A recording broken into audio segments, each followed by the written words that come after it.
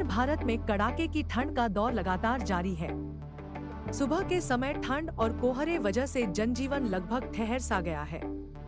सुबह 10 बजे तक सड़कों पर सन्नाटा छाया रहता है। उत्तर प्रदेश के प्रयागराज में इस समय दुनिया का सबसे बड़ा आध्यात्मिक मेला महाकुंभ अपने भव्य आयोजन के लिए प्रसिद्ध हो रहा है। पिछले 2 दिनों में यहाँ 6 करोड़ से ज्यादा श्रद्धालु गंगा, यमुना और अदृश्य सरस्वती के पावन संगम में आस्था की डुबकी लगा चुके हैं। प्रयागराज का तापमान इस समय उत्तर प्रदेश के ठंडे स्थानों में शामिल हो चुका है, जहां लगातार ठंडी हवाएं बह रही हैं।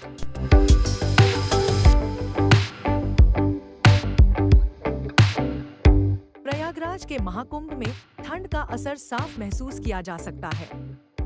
मौसम विभाग के अनुसार मेला क्षेत्र का न्यूनतम तापमान 8 डिग्री सेल्सियस और अधिकतम तापमान 17 डिग्री सेल्सियस के बीच रहने की संभावना है।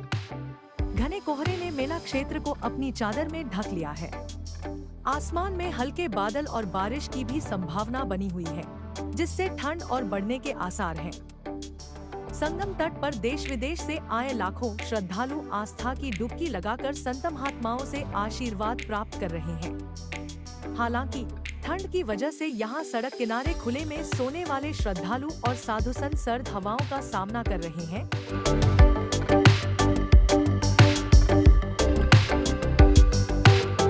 महाकुंभ में आने वाले श्रद्धालुओं के लिए सरकार ने पुख्ता इंतजाम किए हैं। ठंड से बचने के लिए विशेष रूप से अलाव जलाने की व्यवस्था की गई है। ठंड को देखते हुए श्रद्धालुओं से अपील की जा रही है कि वे मोटे कपड़े और कंबल साथ लेकर आएं।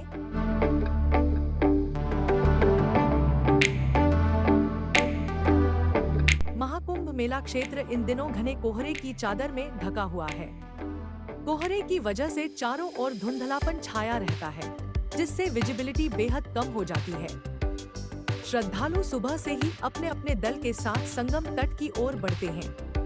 कोहरे के बीच जलती हुई मशालों और अलाव की रोशनी महाकुंभ को और भी दिव्य बना रही है।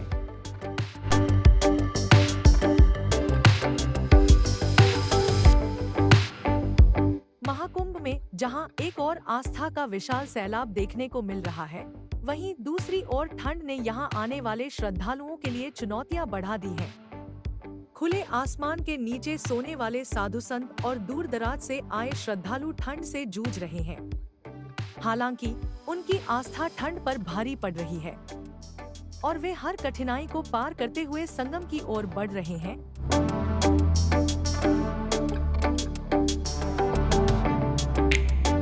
महाकुंभ में ठंड और कोहरे को ध्यान में रखते हुए श्रद्धालुओं को खास सतर्कता बरतने की सलाह दी जा रही है। गर्म कपड़े, कंबल और रेनकोट साथ लाना जरूरी है। सुबह और रात के समय यात्रा करने से बचें, क्योंकि कोहरा और ठंडी हवाएं इस समय ज्यादा असर करती हैं।